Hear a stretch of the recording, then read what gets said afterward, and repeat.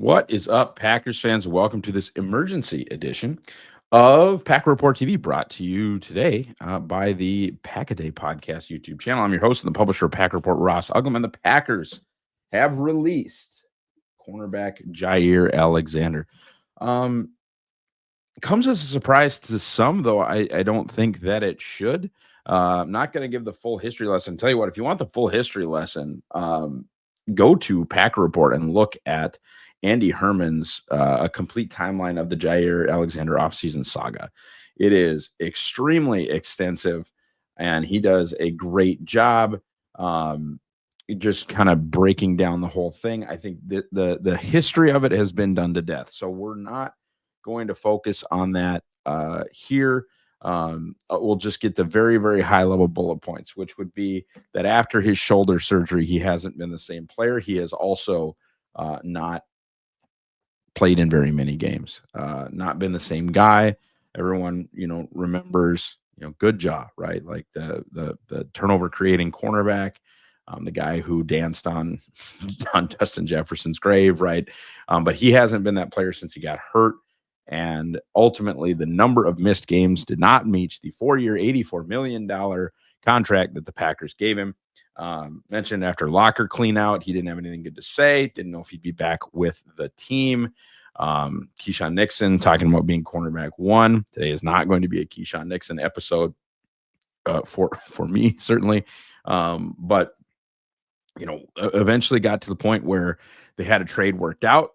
The trading team wanted a new contract or a different contract with Jaire. He declined. The trade died. Some reporting coming out today that team was the Buffalo Bills, and ultimately Green Bay keeping Jaire Alexander on the roster through the draft, attempting and offering him a revised deal with some incentives, and not able to come to an agreement, releasing the star cornerback today. From the Jaire Alexander side, I mean, the bet is a simple one. They are betting that an open negotiation with another team is going to yield more dollars than a closed negotiation with just the Green Bay Packers. And he's probably right. I think a team like Minnesota, who's been obsessed with former Packers and has a garbage cornerback room, would be really interesting. I think a reuniting with Lamar Jackson in Baltimore is certainly on the table, but I think you'll get a team to talk themselves into Jaire Alexander who doesn't have the freezer burn on Jaire Alexander of will he play? Won't he play? Can we count on him? Whatever. Green Bay's done. They were certainly done with $17.5 million of unguaranteed money. The Packers over the salary cap in 2026 already, or the projected salary cap, recouping huge amounts of money in both cash and salary cap considerations, and just ending their relationship with Jaire Alexander. It was a fun one. Certainly Goody's maneuvering to grab the Saints first round pick the following season and jumping around to select Alexander, who at the time we all thought was too short for the Packers. Brian Gutekunst later famously saying he was right on the Mendoza line. But lots of fun Alexander memories, certainly. And he was a really good player for the Green Bay Packers for a long time. And healthy Jaw will be missed. Unfortunately, we had not seen healthy Jaw in a long time. Again, last 4 seasons, he was 34 of 68 in his for just games played, simply games played. Keep in mind, there were games where he was limited, games where he just played a few plays. And I think, again, like I mentioned, I thought he was not really very willing to tackle or be the Jaire that we know and love after that injury in general. I know Pro Football Focus's grades after that shoulder injury show a steep decline. I know Andy Herman's grades after that injury show a steep decline.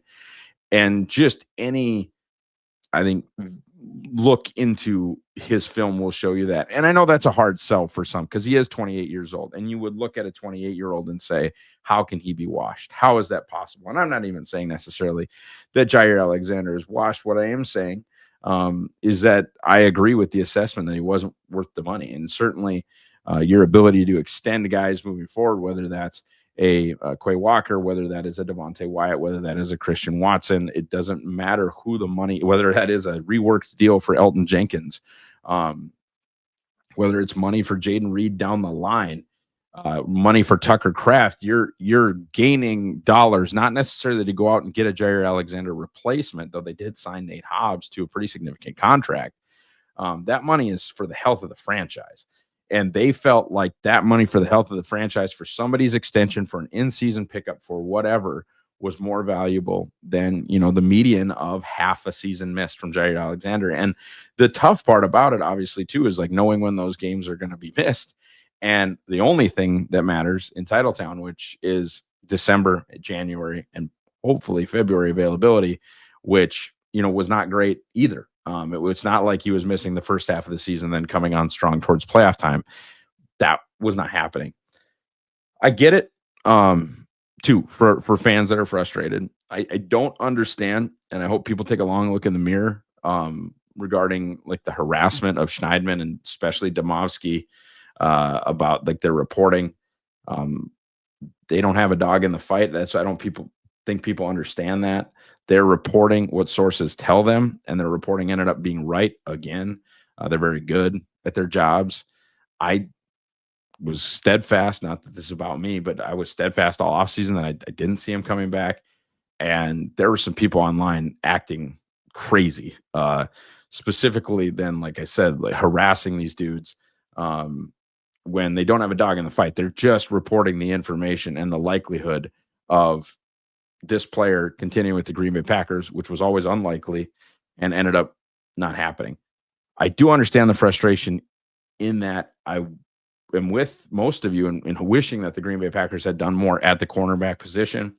I have little to no faith in Keyshawn Nixon as an outside corner long term. He was better, I guess, outside metrically than he was inside, but inside he was like a bottom.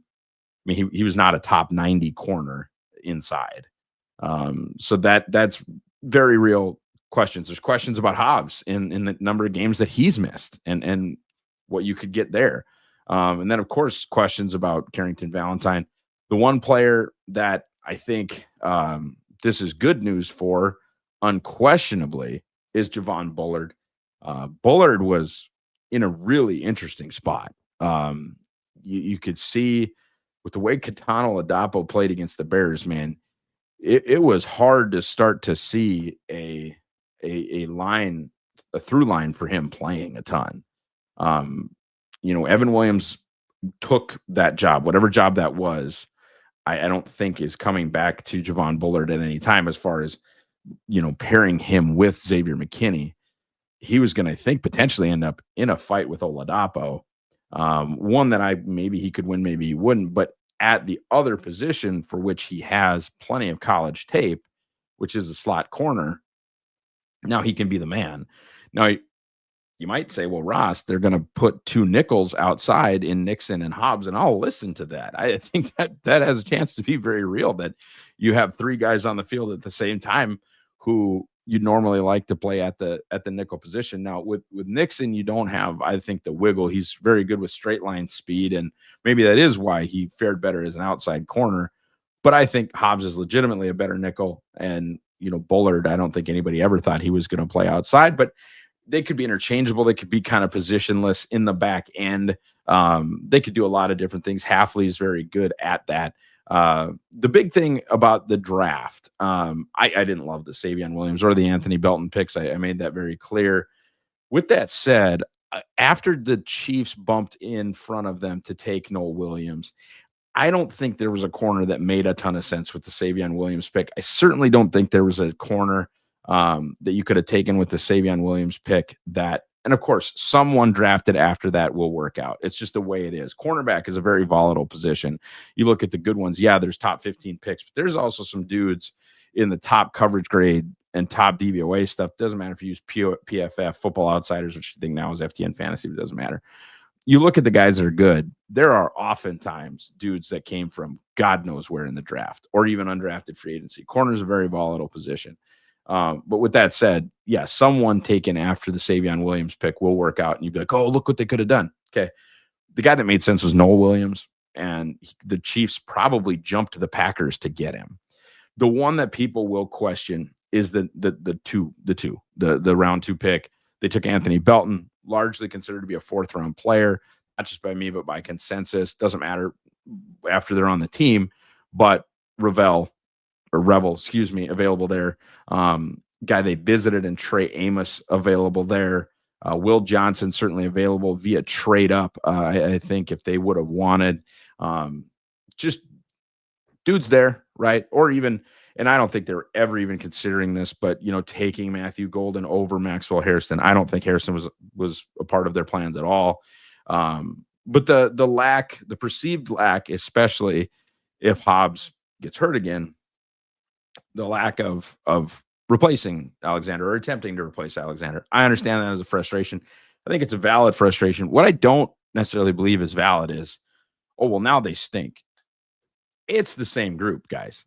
Less Eric Stokes, who by the end of his tenure was a replacement level player. And I mean that they could have just played Kamal Haddon or Kalen King there or anybody and gotten a similar level of productivity out of Eric Stokes. He was done, cooked, over. Like any street free agent was going to give you what he gave you by the end. And they replaced that with Hobbs. But people are acting like you're replacing a Jaire Alexander that was on the field. You're not. He was not playing, especially in the games that mattered at the end. So you replace Eric Stokes with Nate Hobbs. And yes, Micah Robinson as a 7th round skinny corner out of Tulane, probably not going to help you a ton. But I have a hard time understanding that, oh, well, now their secondary stinks. Jaire didn't play. Jaire wasn't in the secondary. There's no, oh, this is when the whole secondary was healthy and really good late in the season when it mattered. He wasn't playing. So it's the same secondary from the Eagles game at the end of the season, the same secondary from the Bears game at the end of the season, the same secondary from the Saints game at the end of the season, plus Nate Hobbs. Now, you can have your issues with Nate Hobbs. You can not understand why they signed him. You can look at his PFF stuff and see that it's only slightly above average and not great. And you can go on and on and on and on with Nate Hobbs. I'm not sold on either the Hobbs or the Banks signings. But to say that, oh, now the secondary is in rough shape, folks, it was in rough shape before, because Alexander was probably going to play 8 or 9 games, if not less, maybe more. But at this point, not only was he not playing in the games, but the quality of play has not been the same since the shoulder injury. It just hasn't. Looking forward, as far as what, with the team, and this is not just me talking. I had made this very public, talked about it plenty. I had mid-round grades on both Haddon and Kalen King. Kamal Haddon and Kalen King. Kamal Haddon had a 5th round grade from me. Kalen King had a 3rd round grade from me. Does that mean a hill of beans a difference? No. Obviously, the league felt very different. I think Haddon was a 5th or a 6th round guy, but then it almost immediately given up on by a very, very smart defensive coordinator in Steve Spagnuolo. And then Kalen King lasts all the way to round 7, and I believe was released and allowed to come back on the practice squad, and then eventually made his way back to the 53. I have to be absolutely certain about that being true, but it's not like the Packers were absolutely sold on Kalen King either. I think those are your rays of hope, right? You're pretty locked in. Bullard moves into the corner room as a nickel with some safety versatility, obviously, but I think your starters right now are Hobbs, Nixon, Bullard, with Valentine, and this gives them some versatility. Valentine is basically your 4th corner who can only play outside, but all of your outside guys can play inside. So if it doesn't matter who gets hurt, someone can always kick inside while CV plays outside. And I would hope that they have some stuff in there for Carrington Valentine. Anyway, after that, though, what is hope? Again, the Tulane kid, fine, but I think hope is you've got a decent nickel project or prospect in Kalen King, and you've got a decent outside corner prospect or project in Kamal Haddon with real talent. Now, should they go after corners in next year's draft? Sure. Should they be paying attention once again to the corner market and free agency? Sure. But those are your swings. Again, a guy just last year that I had a 3rd round grade on, and a guy last year that I had a 5th round grade on. Corners of volatile position. You never know where productivity is going to come for. You have an excellent defensive backs coach in Jeff Hafley. But the bottom line, and I'll close with this, the bottom line, I think, is best summed up, and I don't always agree with them on everything. I think it's best summed up by Ken Ingalls in one tweet, and that is Jaire at that dollar amount, potentially playing half the games, was not as valuable to $37 million in cap and cash gains to the Green Bay Packers. I think they're correct in that. Time will tell. If he goes and plays 17 games for the Minnesota Vikings and they go to the Super Bowl, it was a problem. Other than that, I get it, man. It's sad. It stinks. You're two of the biggest extensions in the history of the Brian Gutekunst era were David Bakhtiari and Jaire Alexander, and they both look like huge whiffs. And both of them, really, I think, can largely be explained by injury issues, and that stinks. I think this stings for some people. Some people, this will be a shock. Some people not. But Jaire Alexander, not a Green Bay Packer anymore.